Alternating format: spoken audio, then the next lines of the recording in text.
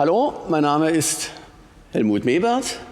Ich spiele Geige seit 40 Jahren bei den Berliner Philharmonikern und freue mich, euch einige Hilfestellungen oder Tipps geben zu können bei dieser Stelle heute. Es geht um das Adagio der 9. Beethoven. Diese Stelle zur selben Zeit spielen die Bläser das Hauptthema. So, Adagio ist das Satz überschrieben. Adagio heißt erstmal Ruhe. Die Bläser spielen das Thema in einer verinnerlichten und doch erhabenen Ruhe. Dieses Prinzip Ruhe muss auch bei uns erhalten bleiben, wenngleich wir, die wir ja nur die Umspielung zu diesem Hauptthema liefern, die Umspielung aus recht kleinen Notenwerten besteht. Das darf nicht dazu führen, dass Unruhe entsteht, Hektik oder vor allem Bogenwechsel, Seitenübergänge. Das muss alles geschmeidig bleiben. Um den richtigen Klang zu finden, Piano dolce, also nicht zu leise, aber immer noch dolce süß, würde ich vorschlagen, um da reinzufinden, in einem gesunden Forte einfach mal zu streichen. Dann einfach den Druck rauszunehmen vom Bogen, Bogengeschwindigkeit verlangsamen. Und jetzt kann die Saite frei schwingen, immer noch, und der Ton ist blühend. Und in diesem genauso geht das los.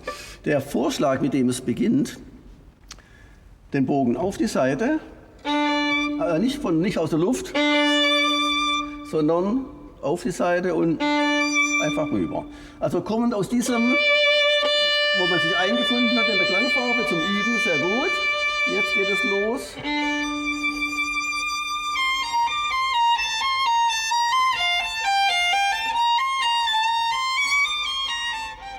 So, jetzt haben wir schon zwei Dinge gemerkt. Vom ersten zum zweiten Takt, der Bogenwechsel muss fast unhörbar sein, wie wenn alles gebunden wäre. Es darf auf keinen Fall passieren. Das würde dem Charakter total widersprechen. Also geschmeidig. So, und jetzt kommt eine interessante, ganz kleine harmonische Wendung von dem C zum Cis. Da könnte man etwas, ich übertreibe jetzt mal,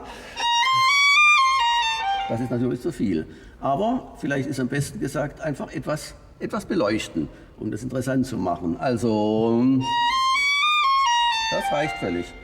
Und diese absteigende Linie ist schon sofort wieder entspannt. Die Linie wird beantwortet von einer aufsteigenden. Da empfehle ich, mit dem ersten Finger vom E zum F in die zweite Lage zu gehen und dann erstmal dort zu bleiben. So, diese aufsteigende Linie, vorher war es wieder entspannt, führt zu etwas Interessantem. Also und jetzt kommt ein Takt, wo die Hauptstimme eigentlich so lautet. Und das wird auch wieder etwas umspielt. So, wir machen also am besten, um das etwas deutlich zu zeigen, nicht zu deutlich, ich sage immer nur beleuchten, indem man jetzt etwas drauf zuspielt auf die zweite und wieder auf die dritte. Also, wenn wir ankommen,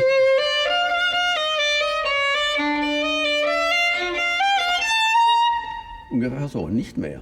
So, jetzt hat das Ganze ein Crescendo und ein Diminuendo in diesen Zweierbindungen. Da ist es sehr vorteilhaft, wenn wir entsprechend dem Crescendo eine vermehrte Bogenausgabe uns leisten und zum Diminuendo wieder eben wenig Bogen. Möglichst in der oberen Hälfte oder an der Spitze ankommen. Das hat den Vorteil, dass wir dieses letzte freistehende Sechzehntel hat keine Bedeutung. Es ist das Ende eines Diminuendos. Und hier an der Spitze zu sein, hat den Vorteil, dass wir jetzt schön Platz haben für das kommende Crescendo. So, und jetzt ist mit diesen interessanten Beleuchtungen vorbei, weil jetzt kommt einfach ein ganz normaler Abspann, ganz normales B-Dur. Jetzt sind wir wieder bei der Ruhe angelangt. Also ich versuche vielleicht mal einmal vorzumachen im Zusammenhang.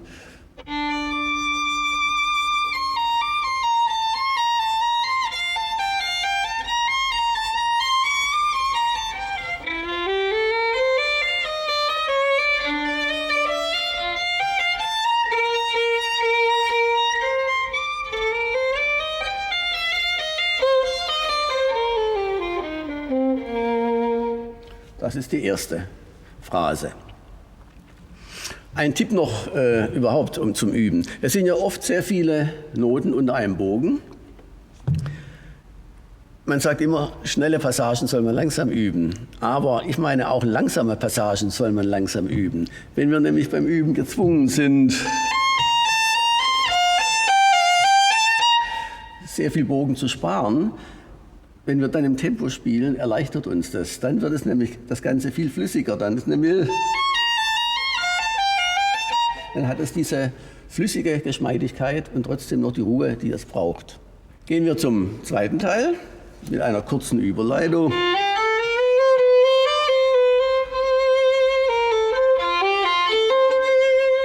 Da können wir auch diese eine Stelle etwas hervorheben, aber gleich wieder entspannen.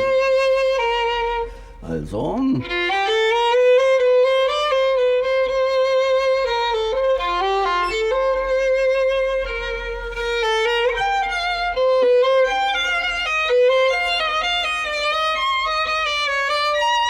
Und ihr merkt, diese kleinen Espressivo-Zeichen, das sind nicht übertreiben. Auf jeden Fall falsch wäre es und auch tödlich langweilig, wenn man das ist alles.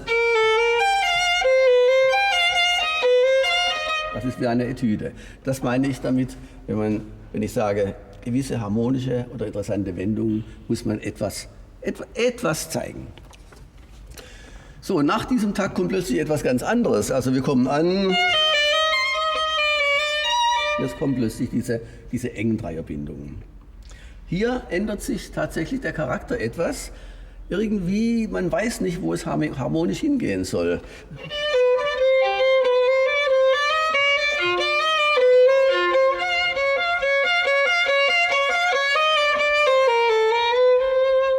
Das heißt, dieses Interesse an dem kann man auch zeigen, indem man es nicht gleichförmig,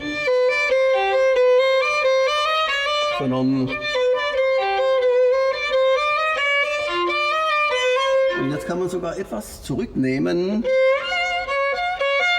Man kann auch Aufmerksamkeit erreichen, indem man etwas zurücknimmt. Also noch einmal von hier.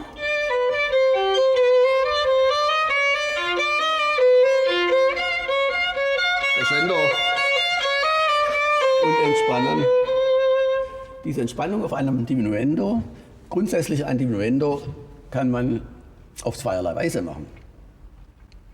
Ich kann die Bogengeschwindigkeit verlangsamen, also forte diminuendo zum Beispiel. Ich kann aber auch die Bogengeschwindigkeit belassen, den Druck rausnehmen und zum Griffbrett gehen. Also forte diminuendo wäre dann. Noch einmal. Das hat einen Vorteil. Die Entspannung wirkt mehr. Es ist wie ein Ausatmen. Und ich denke, diese Form des Diminuendos würde auch hier gut passen, wenn wir spielen. Dann kann der Ton frei nachschwingen. Was jetzt kommt, ein großer Bogen, sehr legato über die Saiten, braucht die Ruhe, obwohl diese Triolen relativ schnell gehen. Es muss wie ein Gummiband drüber gehen.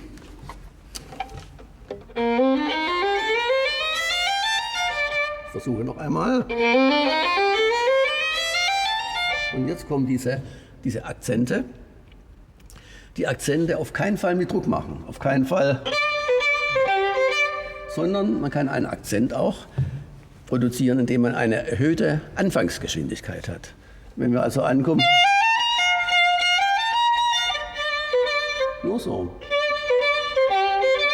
Das gibt einen gewissen federnden Ausdruck. Noch einmal von hier.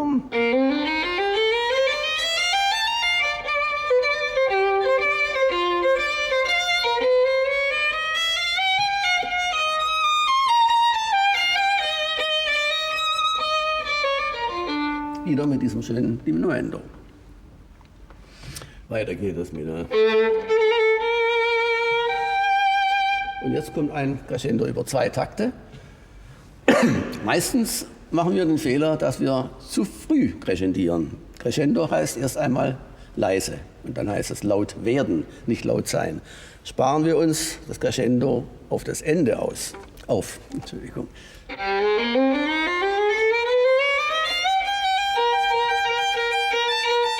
Und jetzt kann man auch etwas agogisch betonen. Sage ich noch etwas zu den Seitenübergängen. Wir haben anfangs gesagt, es darf nicht eckig klingen. Es muss alles, trotz einiger Dinge, die wir zeigen wollen, muss alles noch in einem sehr geschmeidigen Rahmen bleiben. Oft wird der Fehler gemacht bei Seitenübergängen oder Seitenwechseln, dass die, ich nenne es Amplitude, zu groß ist. Dass man spielt, das ist nicht nötig. Ausgehend von einem Doppelgriff reicht eine geringe Amplitude, das reicht völlig. Und dadurch wird es auch geschmeidiger.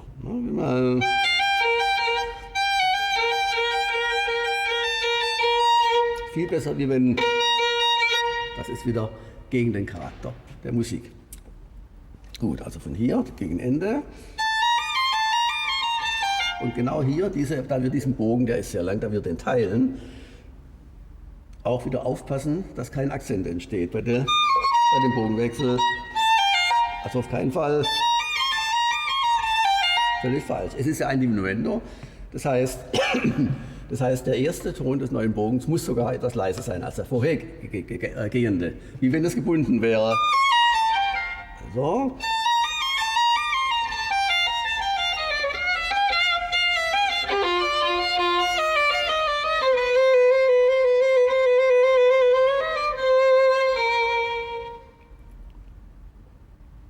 So, ich hoffe, die Ratschläge nützen euch etwas und wünsche viel Spaß beim Üben.